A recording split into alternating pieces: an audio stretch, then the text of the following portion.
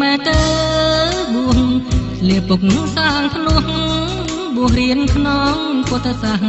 សនាសំនឹងមានគុណទាំងពីររស់ដោយសុខាគុណសូមក្រាបអន្ទាលាក៏សក់ក្នុងថ្ងៃនេះហើយសូមពុកនឹងម៉ែមេត្តាភ័យអត់នៅតោះពេទាំងឡាយដល់បត់ត្រានត្រាយធ្វើមិនដេញរូបកូនបានមានខុសឆ្គងទៅហើយអូ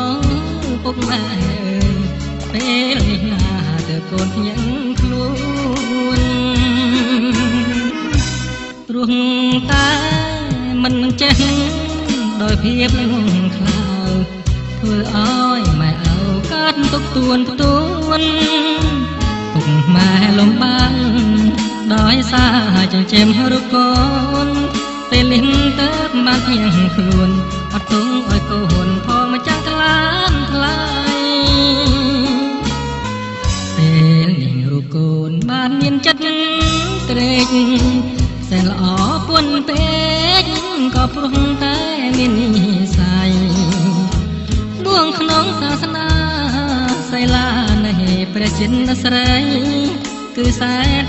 មានន័យសែនប្រពៃក្នុងមួយជីវិត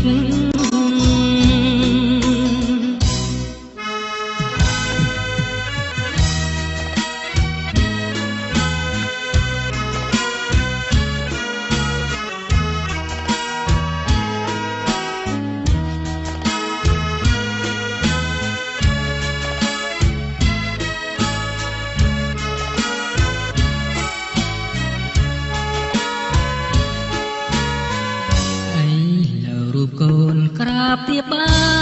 ទីថ្វាយបងកុំលី